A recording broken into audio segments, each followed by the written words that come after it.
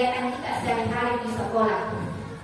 Ya, jadi di sini saya akan menyampaikan materi tentang budaya positif di sekolah. Ya, jadi budaya positif itu adalah nilai-nilai keyakinan atau suatu kebiasaan yang berpihak pada murid yang di dalamnya mengandung sejumlah kegiatan yang mampu menumbuhkan karakter murid.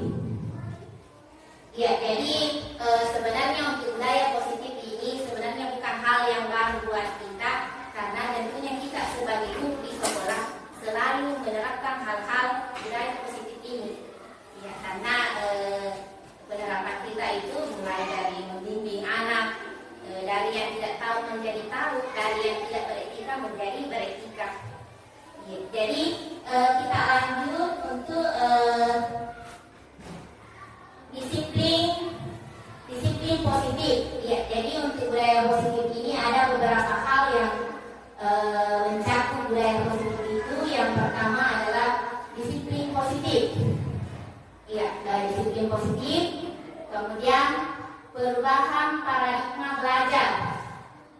Di sini juga ada namanya segitiga restitusi. Nah, di sini di segitiga restitusi itu kita mencari apa-apa yang menjadi masalah anak, apa faktor penyebabnya, kemudian bagaimana kita mencari solusi kepada anak untuk masalah-masalah yang dihadapinya. Kemudian membuat keyakinan kelas. Jadi tentunya sebelumnya kalau keyakinan kelas itu di awal pembelajaran selalu kita buat, tapi yang lalu-lalu mungkin kita membuat peraturan kelas. Nah, sekarang kita membuat keyakinan kelas. Keyakinan kelas ini bedanya dengan peraturan kelas itu, kalau keyakinan kelas itu adalah kesepakatan antara murid dan guru. Sementara peraturan kelas itu hanya guru yang membuat. Jadi di sini kita harus sepakati dan namanya keyakinan kelas. Kemudian ada posisi kontrol guru, kebutuhan dasar manusia, motivasi perilaku manusia. Jadi itu sebentar akan kita bahas untuk selanjutnya. Nah,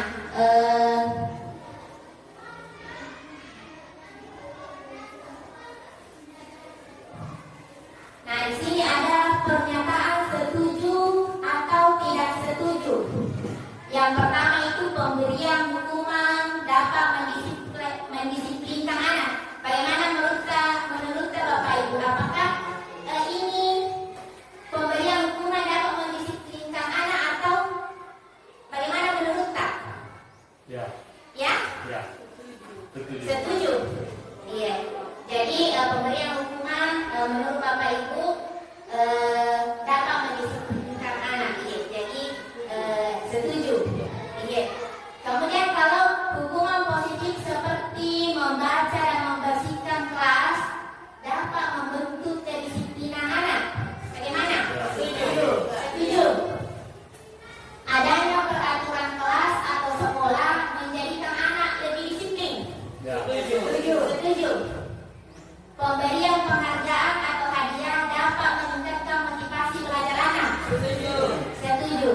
Iya. Jadi sekarang dari pernyataan setuju atau tidak setuju, kita sepakati semua di sini tadi bahwa pemberian hukuman sampai pemberian penghargaan itu kita setuju.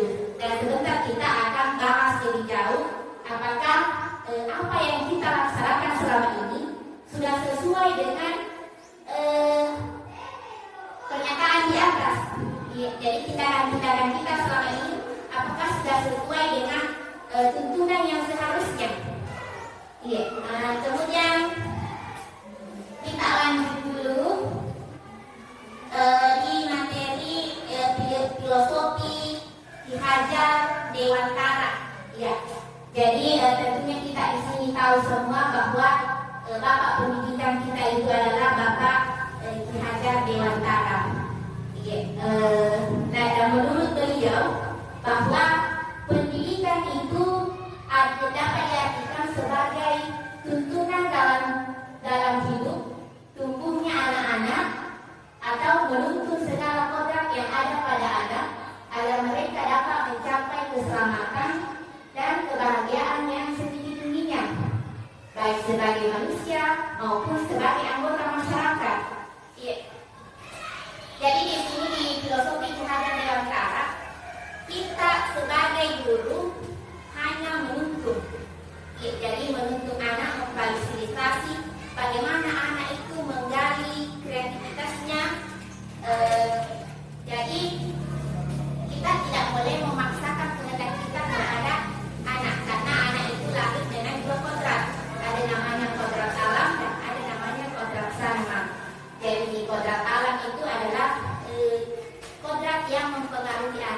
mana dia tinggal, tempat tinggalnya.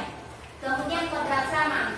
Jadi kalau kodrat sama itu adalah kodrat yang mempengaruhi anak di mana, di masa apa dia tumbuh. Ya, jadi kalau kita sekarang itu anak-anak tumbuh di era yang ya globalisasi. Tentunya anak-anak sekarang itu mungkin sudah ada yang tahu berbagai macam aplikasi. Sekarang anak-anak lebih tahu media sosial, mungkin sudah banyak memiliki media sosial. Beda dengan kita yang dulu yang bermain natural permainan kita. Iya. Nah, kemudian di sini ada perubahan paradigma belajar. Iya, jadi di sini ada pertanyaan, apakah jadi kita berpikir, jadi mungkin tidak ada kertas yang kita genggam, jadi ini sebenarnya adalah semacam permainan yang melatih diri kita. Di sini kita meminta untuk diibaratkan saja. Apakah Anda membuka tangan ya? Jadi di sini ada cobalah buka. Ya. Jadi kita ibaratkan saja mengambil sepotong kertas yang ditulis rahasia kita yang paling mungkin tidak bisa diketahui oleh orang lain, itu kita genggam, kemudian kita remas. Jadi genggam erat-erat. Kemudian kita bayangkan bahwa ada teman Anda yang berusaha membukanya.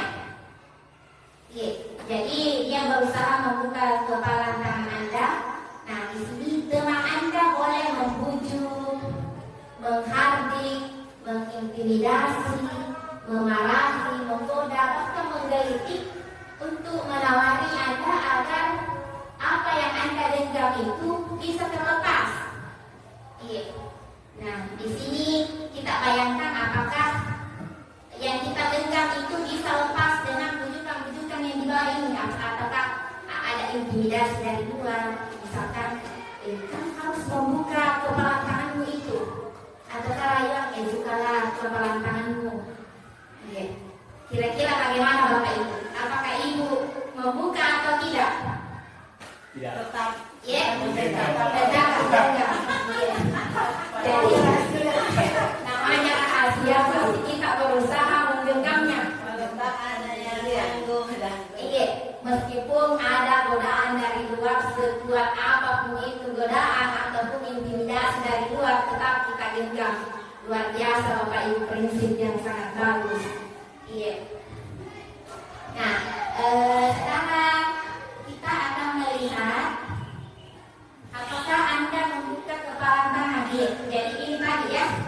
Nah, dalam kegiatan ini sesungguhnya siapa yang memegang kendali atau kontrol untuk membuka atau menutup kepala tangan Anda? Kita sendiri. Jadi apapun yang ada dari diri kita, tentunya itu adalah dari diri kita sendiri.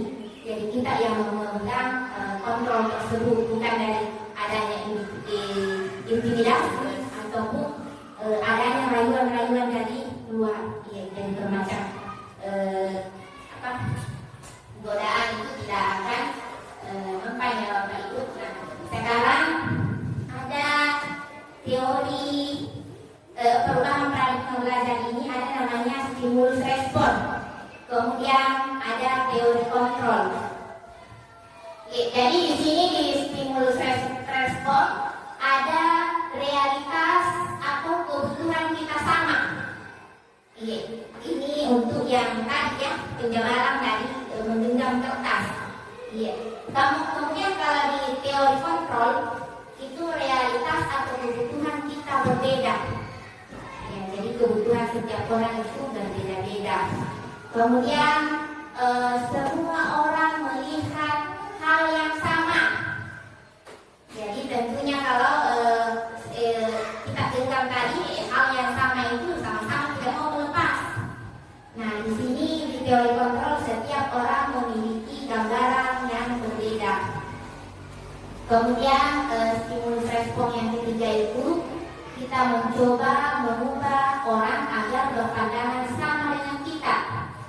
Di teori kontrol kita berusaha memahami pandangan orang lain tentang dunia.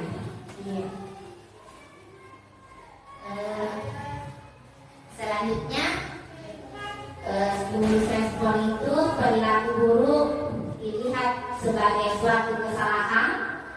Jadi biasanya itu kalau perilaku anak yang buruk itu biasanya kita langsung mengikuti anak bahwa itu adalah sebuah kesalahannya. Untuk di teori kontrol itu semua perilaku memiliki tujuan. Jadi semua perilaku memiliki tujuan. Alasan-alasan kenapa anak tersebut berbuat seperti itu tentunya ada alasannya.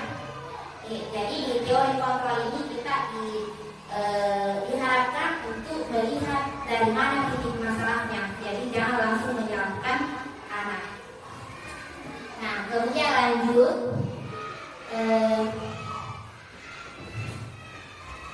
disiplin positif. Ya, jadi yang dari awal tema kita itu adalah disiplin positif. Nah, sekarang kita masuk untuk apa sih sebenarnya itu makna disiplin. Jadi kalau makna disiplin itu adalah sesuatu yang dilakukan seseorang pada orang lain untuk mendapatkan kepatuhan. Jadi misalkan kita mendisiplinkan anak, tentunya sesuatu yang dilakukan untuk agar anak itu patuh dengan apa yang kita inginkan. Nah, di sini Ki Hajar Dewantara mengatakan bahwa di mana ada kemerdekaan, disitulah harus ada disiplin yang kuat. Jadi di sini disiplin yang dimaksud adalah disiplin diri yang memiliki motivasi internal. Jika kita tidak memiliki motivasi internal, maka kita memerlukan pihak lain untuk mendisiplinkan kita, atau motivasi eksternal karena berasal dari luar, bukan dari dalam diri kita.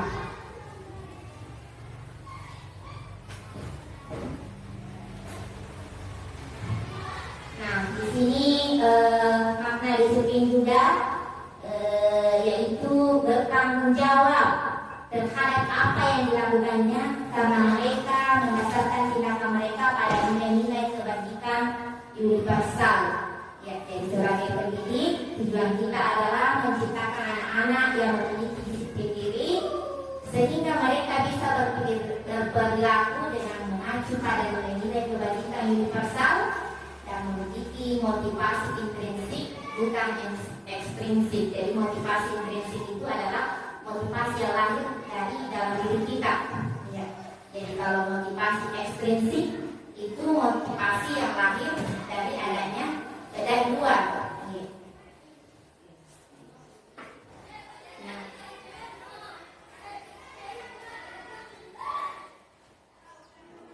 Nah, di sini untuk nilai-nilai kebajikan universal, nilai-nilai kebajikan yang disepakati bersama.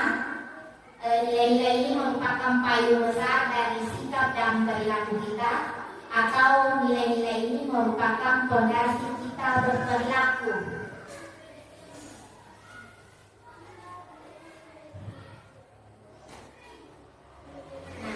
Nah, di sini disiplin positif. Jadi nilai-nilai kebajikan universal.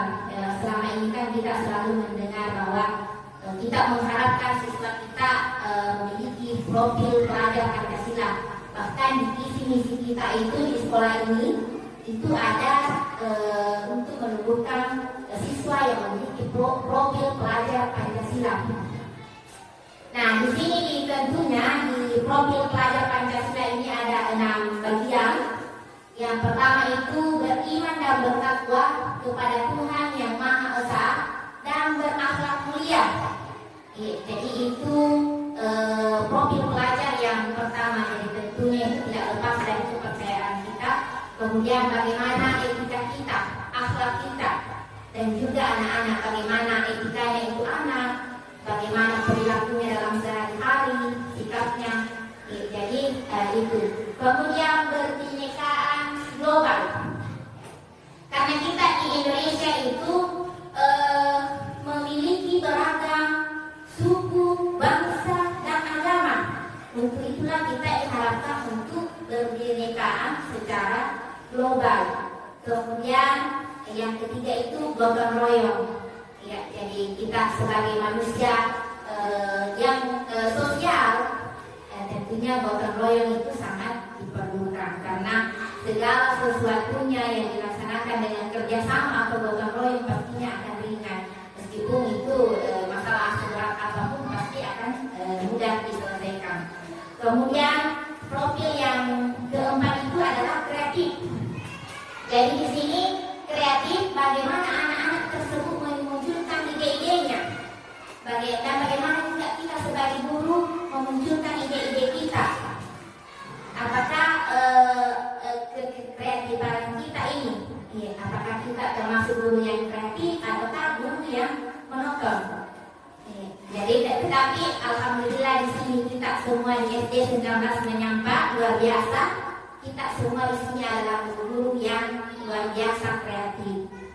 Kemudian bernalar kritis. Nah, di sini bernalar kritis, anak-anak itu diharapkan untuk memiliki pikiran yang atau wawasan yang luas. Ya, jadi dia bagaimana dia bisa memiliki pikiran-pikiran yang memang bernalar kritis. Kemudian mandiri. Nah, ini sebenarnya poin yang paling bagus itu mandiri. Jadi segala sesuatunya itu dilaksanakan tanpa bergantung dengan orang lain untuk hal-hal yang memang seharusnya kita laksanakan secara individu. Tetapi untuk yang kerjasama dengan orang lain tentunya kita berharap bahwa bergotong royong. Jadi mandiri di sini dalam artian kita menjadikan anak itu merasa lebih memiliki tanggung jawab untuk dirinya.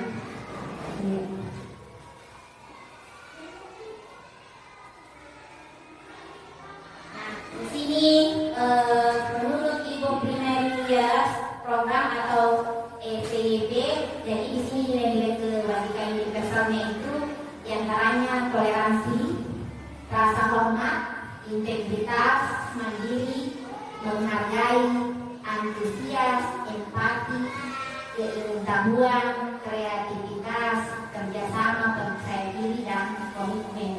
Tetapi untuk menurut The Seven Essential Virtues atau Building Moral Intelligence itu empati, suara hati, kontrol diri, rasa hormat, kebajikan, toleransi, dan keadilan. Kemudian di sini motivasi perilaku manusia. Sebagai seorang guru, saat Anda hadir mengajar di kelas tepat waktu, motivasi apakah yang mendasari tindakan Anda? Jadi Bapak Ibu kira-kira apa yang memotivasi kita? Jadi sebelum kita melangkah, mungkin Bapak Ibu bisa menyebutkan apa-apa motivasi kita sehingga kita ini datang mengajar di kelas itu untuk tepat waktu. Bagaimana? Kira-kira apa yang membuat kita harus datang tepat waktu di kelas? Sebagai contoh murid dan alhamdulillah. Iya. Jadi sebagai teladan untuk teladan bagi siswa-siswanya. Iya. Kemudian mungkin ada lagi motivasi lain selain sebagai teladan.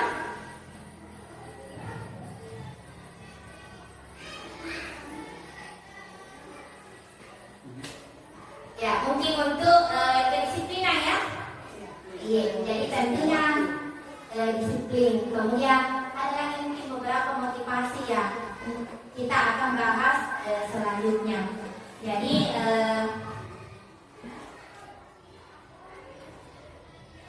nah di sini motivasi yang tadi itu yang kita kenapa kita harus datang tepat waktu.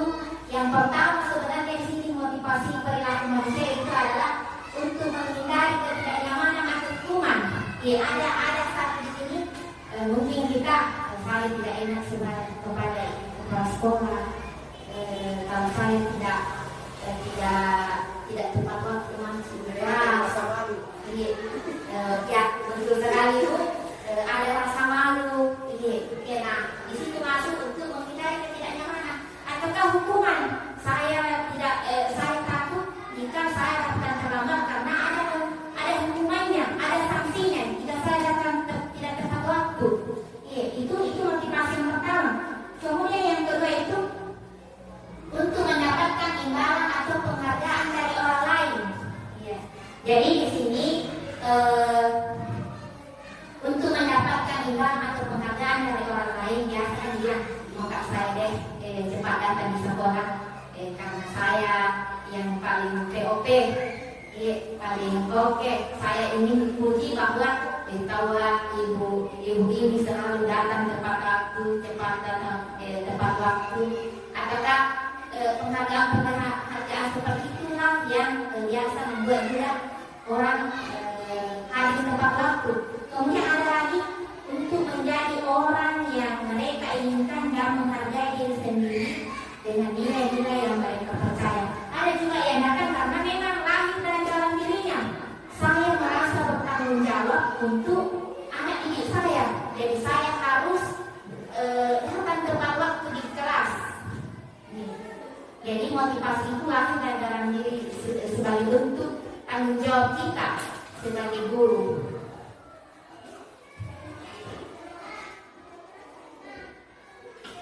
Di sini motivasi perilaku manusia ini Anda datang tepat waktu karena tidak ingin ditegur oleh atasan. Anda kemudian mendapat surat peringatan menghindari ketidaknyamanan berhubungan. Jadi ini tadi yang kita sudah bahas. Nah, kemudian di sini ada tabel tindakan guru. Di sini ada yang poin pertama, mencatat 100 kali di dalam buku kalimat saya tidak akan terlambat lagi karena terlambat ke sekolah. Di sini apakah ini merupakan hukuman atau konsekuensi? Ya, hukuman. Jadi kalau misalnya kita meminta anak tersebut menulis 100 kali di bukunya, saya tidak akan terlambat lagi ke sekolah. Termasuk hukuman. Ya, oke. Kemudian yang kedua, membersihkan coretan yang dibuatnya di meja tulis. Apakah ini hukuman atau konsekuensi? Ya, kalau misalnya dia membuat coretan-coretan di meja, apakah ini termasuk kita menghukum anak-anak ataukah termasuk konsekuensi? Konsekuensi.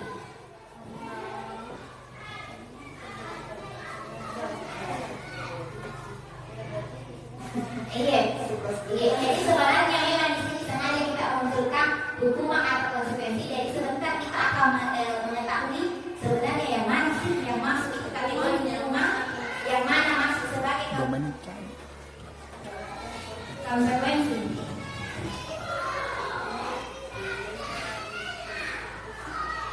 Nah, kemudian berdiri di depan kelas sambil mengangkat kaki satu karena tidak bisa menjawab pertanyaan. Hukuman. Hukuman. Kemudian terlambat hadir di pembelajaran dari 15 menit dan diminta untuk tinggal 15 menit sesudah kelas usai untuk membahas ketertinggalan pembelajaran. Konsekuensi. Nah, di sini kita akan lihat sebenarnya yang terjadi. Jadi tadi sudah benar Bapak Ibu yang sebutkan bahwa mencatat 100 kali di kalimat itu sudah termasuk hukuman. Kemudian lalu melindungi lapangan itu termasuk hukuman. Kemudian murid diminta push up, hukuman. Menggantikan kertas tugas, konsekuensi. Ya, itu membersihkan itu adalah konsekuensi. Kemudian murid disuruh untuk tidak menggunakan sepatu seharian di sekolah karena tidak menggunakan sepatu hitam. Itu adalah hukuman.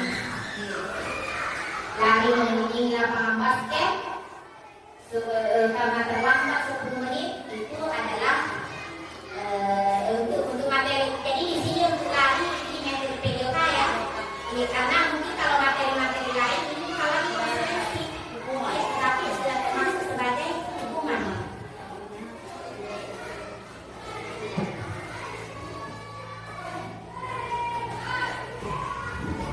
Nah, di sini kita akan tahu sebenarnya hukuman, konsekuensi dan restitusi. Jadi di sini kita akan membedakan yang mana sebenarnya yang termasuk sebagai hukuman, yang mana termasuk konsekuensi. Jadi kalau hukuman itu dia tidak terencana atau secara tiba-tiba kita berikan kepada siswa. Misalkan seperti yang tadi yang kita sudah lihat itu sama sekali itu adalah hukuman. Tetapi konsekuensi sudah terencana atau disepakati.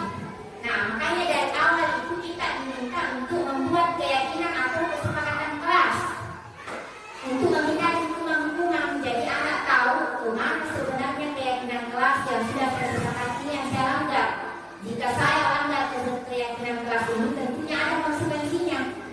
Jadi memang sudah dari awal. Nah, kemudian restitusi.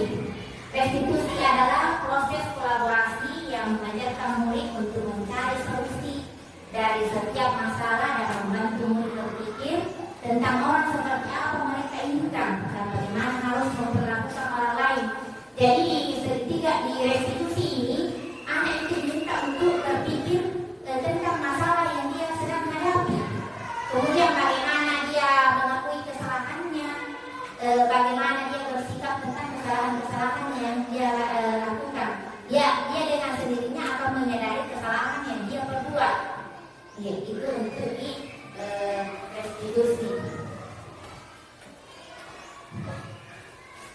Kemudian dihukum oleh penghargaan. Nah, ini sebenarnya sangat menarik sekali. Kenapa ada perkataan di sini dihukum oleh penghargaan? Jadi di sini ada satu contoh bahwa saat kita berulang kali menjanjikan hadiah kepada anak-anak agar berperilaku bertanggung jawab, atau kepada seorang murid agar mempelajari sesuatu yang baru, atau kepada seorang karyawan agar melakukan pekerjaan yang berkualitas, kita sedang berasumsi mereka tidak dapat melakukannya atau mereka tidak akan memilih untuk melakukannya. Ini menurut Al-Tiqon. Jadi itu dihukum oleh penghargaan.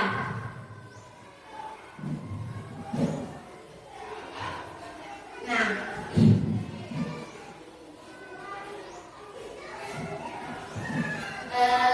di sini ada penghargaan sama dengan hukuman. Jadi sebenarnya itu Bapak Ibu apa yang kita laksanakan selama ini, ada positifnya, ada juga yang negatifnya. Selama ini kan kita selalu memberikan penghargaan kepada anak yang seharusnya itu tidak terlalu berlebihan kita berikan. Nah, di sini penghargaan sama dengan hukuman. Jadi di sini ada beberapa pengaruh. Jadi di sini untuk penghargaan sama dengan hukuman. Jadi ada beberapa pengaruhnya.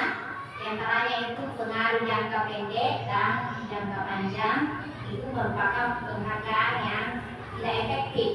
Kemudian penghargaan merusak hubungan. Jadi penghargaan mengurangi keterlibatan. Jadi dia sama dengan hukuman. Karena misalkan di sini di pengaruh jangka pendek dan jangka panjang itu contohnya itu penghargaan. Biasakan sudah ada anak kalau sudah tidak dapat penghargaan tidak mau lagi berbuat. Nah, itulah pengaruh buruknya penghargaan. Jadi sehingga dikatakan bahwa penghargaan sama dengan hukuman. Karena anak-anak tidak akan berbuat lagi kalau sudah tidak ada penghargaan yang didapat. Makanya itu kita diharapkan agar tidak memberikan penghargaan atau hukuman kepada anak.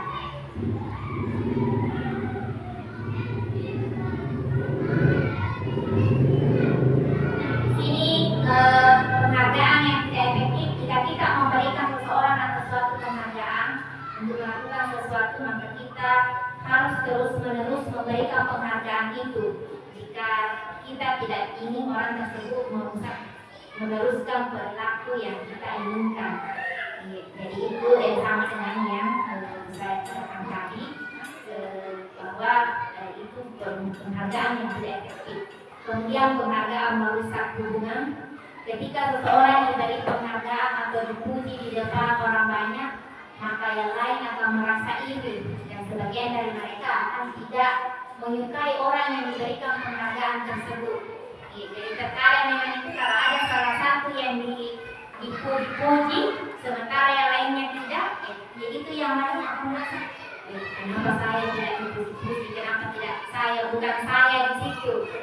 Maka akan timbul rasa mungkin rasa iri, ataukah hal-hal yang bisa menurunkan motivasinya, ataukah mungkin dia tolak berbuat, pasti dia jelas dia dapat penghargaan, saya tidak. Tentunya akan ada seperti itu. Penghargaan itu merusak hubungan. Kemudian pengaruh jangka panjang. Jadi ini sudah tadi. Nah, penghargaan menurunkan kualitas.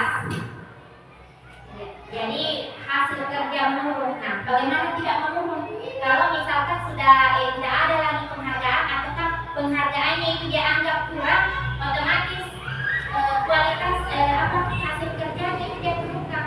Nah, percuma saya bekerja keras kalau hasilnya sebentar tidak sesuai dengan keinginan saya. Penghargaan yang diberikan tidak sesuai dengan apa yang diharapkan, tentunya hasil kerjanya akan menurun.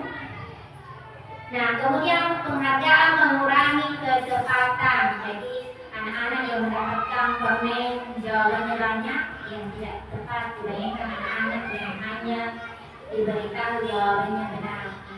Jadi di sini perbedaan-perbedaannya ya tidak tepat, karena ada yang menyentik, ada yang diberitahu, kemudian ada memang yang betul-betul dia yang berpikir. Kemudian penghargaan menghukum. Penghargaan menghukum mereka yang tidak mendapat penghargaan, misalnya dalam sistem ranking, mereka yang mendapatkan ranking kedua akan merasa paling dihukum. Makanya sebenarnya itu untuk perantingan di kelas sudah tidak ingin lagi. Karena apa, dia mematikan motivasinya anak-anak yang lain. Dia selalu merasa saya selalu merasa di bawah, sampai ingin tidak dapat ranking. Nah itu, dan terkadang juga itu anak yang mendapat, misalkan dia dapat ranking 1 akan merasa bangga diri, bahkan mungkin ada hal-hal negatif yang bisa karena terlalu berbangga untuk dirinya sendiri, ya mungkin dia akan bisa membuli teman-temannya. Kali ini tidak dapat ranking 1, boro-boro kalau bilang seperti itu kan akan tidak enak ya, akan terjadi lagi bully kepada teman-temannya. Jadi itu penghargaan itu menghukum.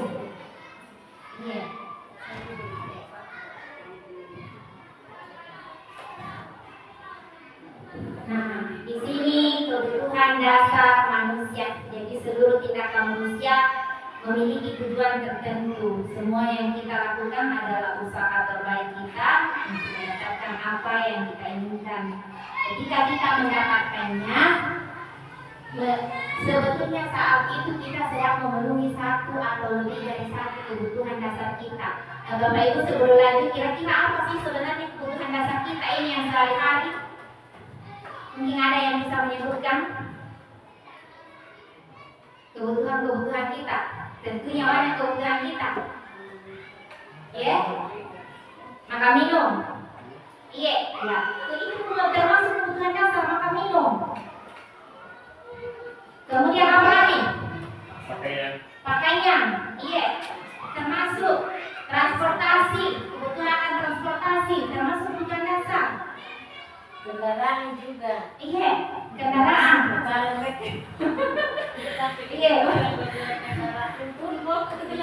Iya. Jadi kebutuhan pokok. Alat komunikasi. Iya.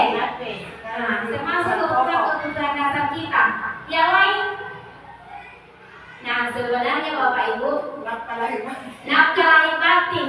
Nah, ini nafkah lahir batin tentunya ada poin pentingnya di situ. Jadi sebenarnya kebutuhan dasar kita yang Bapak Ibu yang sebutkan tadi, yang pertama itu adalah kebutuhan bertahan hidup.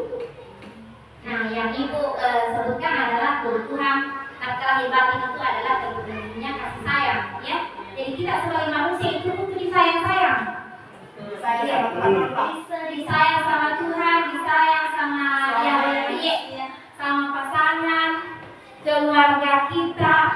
Jadi itu termasuk kebutuhan dasar. Nah, di sini yang paling pokok itu nomor 1 bertahan hidup. Jadi bertahan hidup tadi itulah yang kita sebutkan kebutuhan makan minum. Karena kenapa? Maka kita tidak makan atau minum, tentunya tidak bisa melanjutkan kehidupan. Iya. Kemudian pakaian, rumah, itu semua termasuk kebutuhan untuk bertahan hidup. Kemudian kasih sayang dan rasa ingin diterima. Iya, jadi kalau kita sebagai manusia, tentunya semua manusia pasti ingin disayang, ingin diterima. Jadi kasih sayang ini yang paling perlu sebenarnya, ingin diterima. Kemudian kebebasan. Iya, saya tidak mau dikekang-kekang. Itu adalah kebutuhan dasar kita. Saya maunya bebas, tetapi bebas dalam arti yang seperti. Nah, kemudian kesenangan. Kita ini sebagai manusia butuh kesenangan, butuh hal-hal yang membuat kita merasa terhibur, merasa senang. Kemudian penguasaan. Nah, ini yang poin penguasaan. Sebenarnya kita manusia itu ya istilahnya ingin berkuasa, ya, naluri kita. Kemudian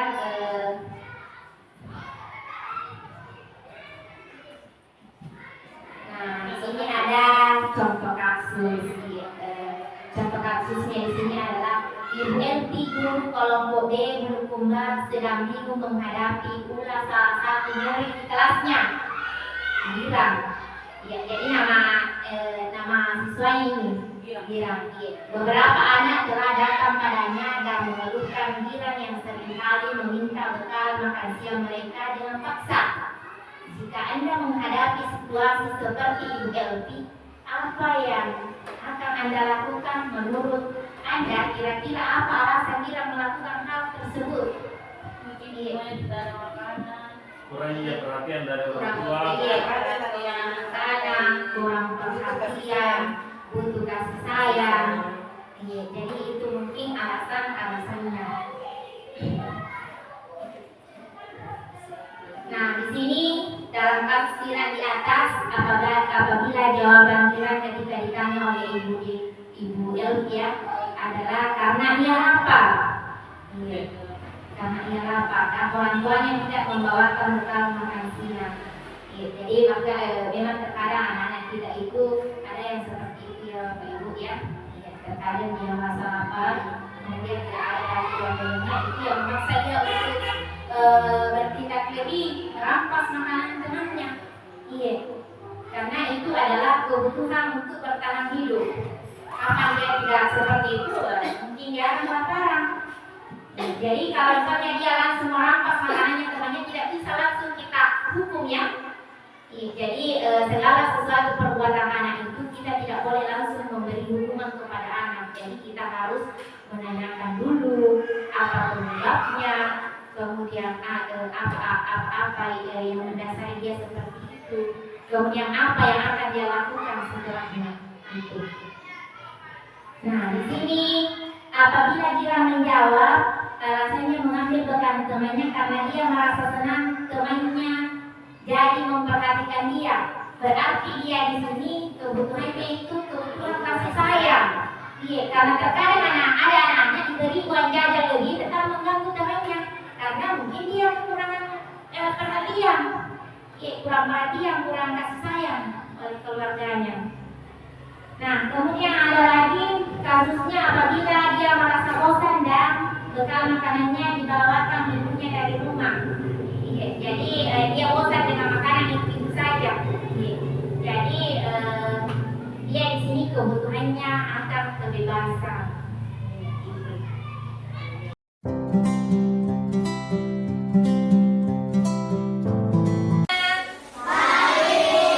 Bagaimana kabarnya hari ini? Alhamdulillah. Terus karena kita sudah naik dari kelas 5 ke kelas 6, bagaimana perasaan Kak? Senang. Iya. Nah, karena kita sudah ada di kelas 6, kelas yang baru, sebelum kita jauh melangkah, dari awal itu kita membuat keyakinan kelas. Ya. Jadi kita membuat keyakinan kelas. Ya. Ada yang tahu apa itu keyakinan kelas? Ya. Ya, ada yang bilang peraturan kelas. Apa lagi? Ya, angkat tangan nanti. Jadi kalau sendiri kita angkat tangan. Jadi kesepakatan siswa dan guru. Ya, luar biasa. Tepuk tangan telah. Jadi di sini Ibu akan menjelaskan kembali keyakinan kelas itu sudah benar tadi apa yang dikatakan oleh Serina bahwa keyakinan kelas itu adalah kesepakatan yang dibuat antara guru dan siswa. Ya, guru dan siswa. Jadi itu tujuannya untuk mendisiplinkan kita, ya.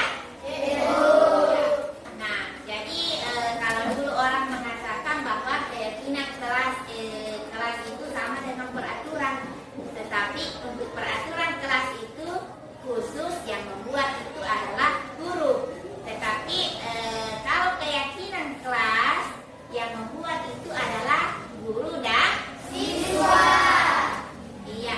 Nah, sekarang karena kita akan membuat keyakinan kelas, hal-hal apa dulu yang mau kita buat di sini? Yang akan kita sepakati yang pertama.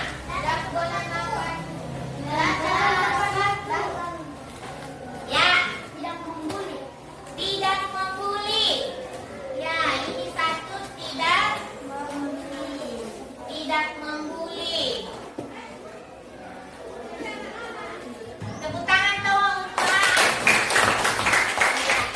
Ya. Jadi memang ya seharusnya kita tidak boleh membuli teman-teman kelas. Tidak boleh. Kira-kira ada yang tahu apa alasannya kenapa kita tidak boleh membuli? Ada yang tahu? Ya? Kenapa? Karena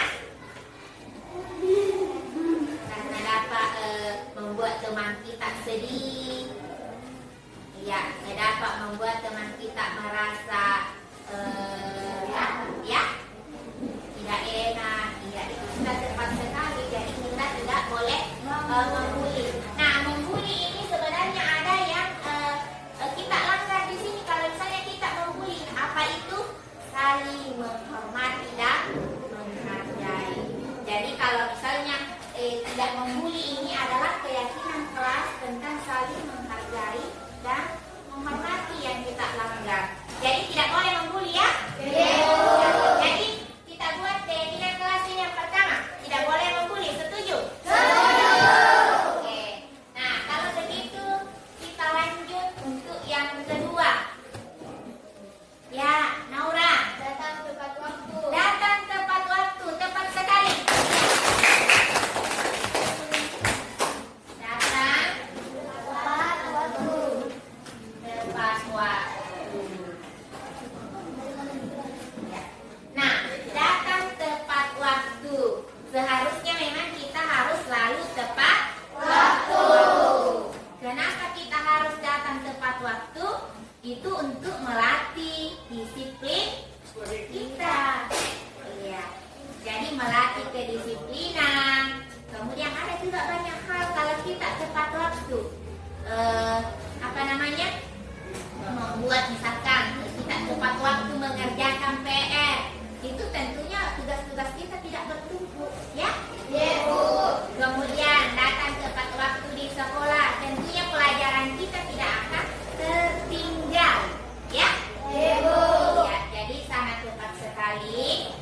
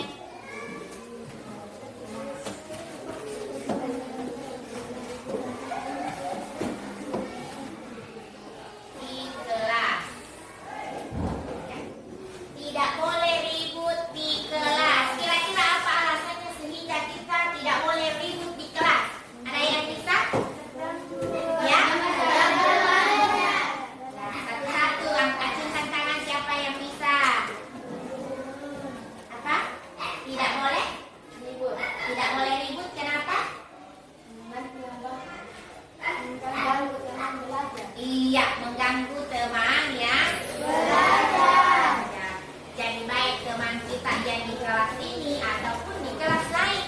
Jadi kalau kita ribut itu bisa mengganggu yang lain. Jadi kita sepakat bahwa tidak boleh ribut. Jadi tidak boleh ribut. Ya, jadi sudah ada 3 kesepakatan keyakinan kelas kita. Nah, sekarang kira-kira masih ada tidak? Ya, yang belum. Nah, di kelompok yang ini. Ya, Naufal. Tidak boleh makan di dalam kelas. Ya, tepuk tangan untuk Naufal.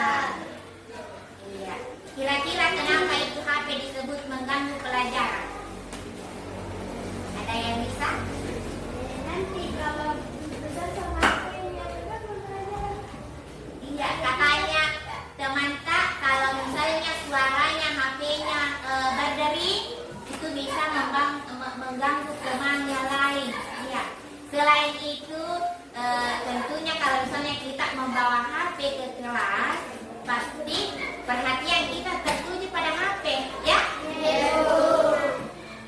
Nah, kita ke sekolah ini untuk belajar. Jadi kalau misalnya kita bawa HP, tentunya pelajaran kita tidak terlalu diperhatikan. Ya, jadi sepakat ya, tidak membawa HP.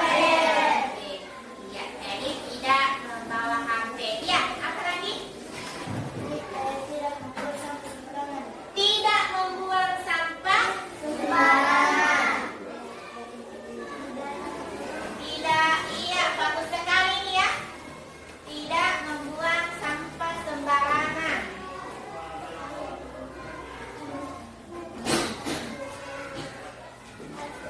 Ya, tepuk tangan tawa untuk Nabil.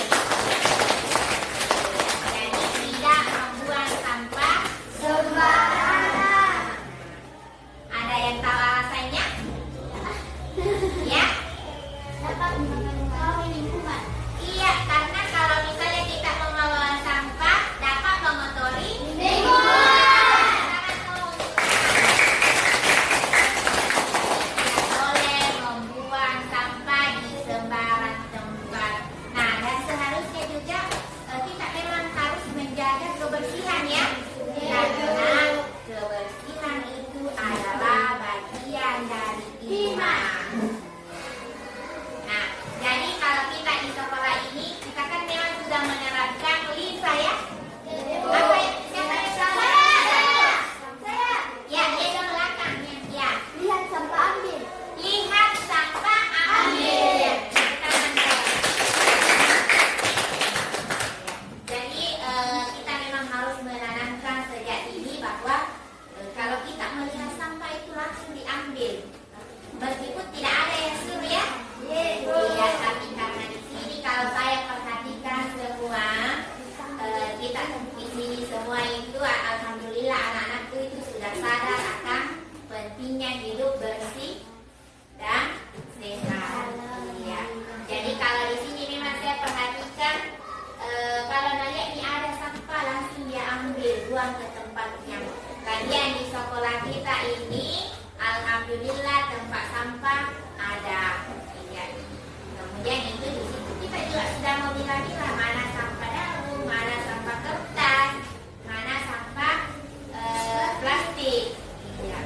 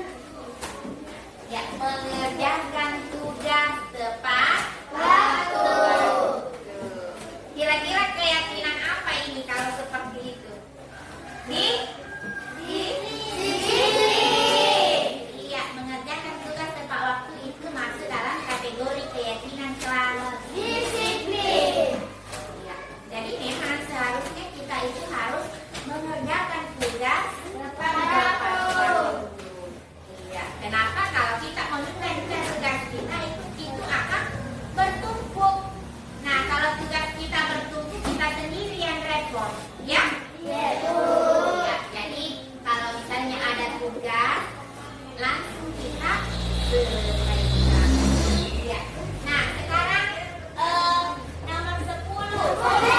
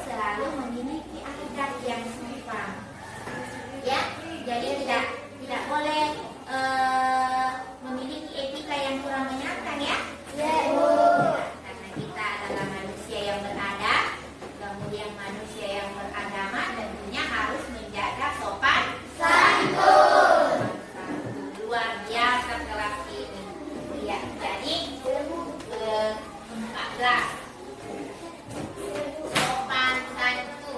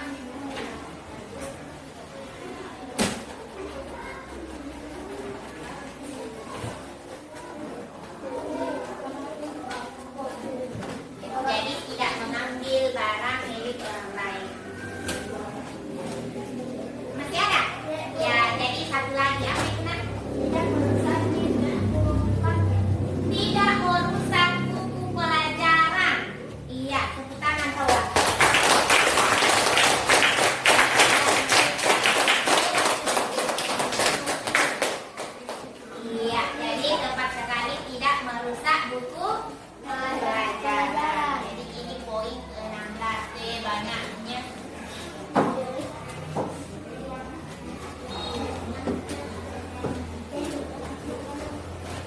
Ya, itu. Jadi saya rasa sudah ada semua ya? Jadi keyakinan kelas kita ini sudah ada 16 poin yang kita sudah sepakati. Bagaimana? Sepakat? Alhamdulillah. Karena kita sudah sepakat dengan yang 16 poin ini. Ada yang bisa membacakan? Apa-apa itu? Satu? Tidak boleh. Ya, tidak membuli.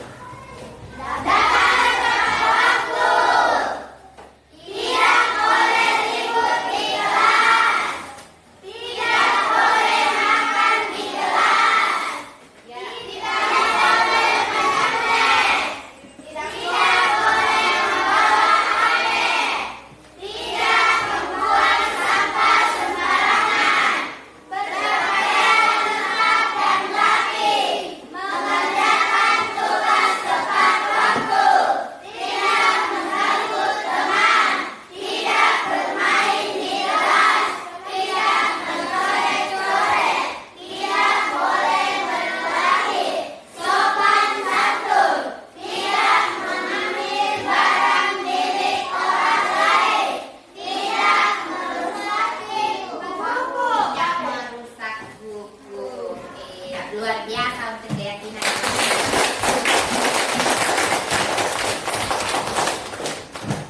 Jadi tentunya keyakinan kelas yang kita buat ini tidak untuk dilanggar ya. Karena alangkah ganjilnya kalau misalnya kita sendiri yang membuat keyakinan kelas, kita sendiri yang melanggar, ya. Jadi mudah-mudahan keyakinan kelas yang kita buat hari ini itu bisa dilaksanakan dengan baik. Iya.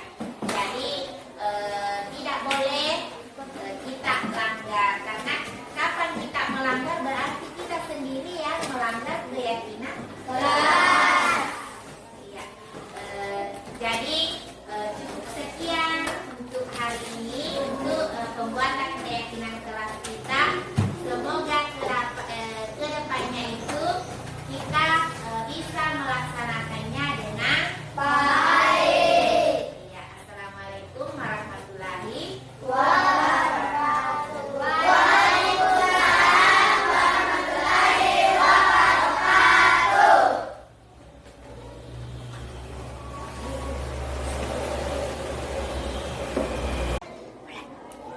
Hai, Assalamualaikum warahmatullahi wabarakatuh. Hai, nama saya Anwar Sulaiman dari SD Negeri 19 Menampak.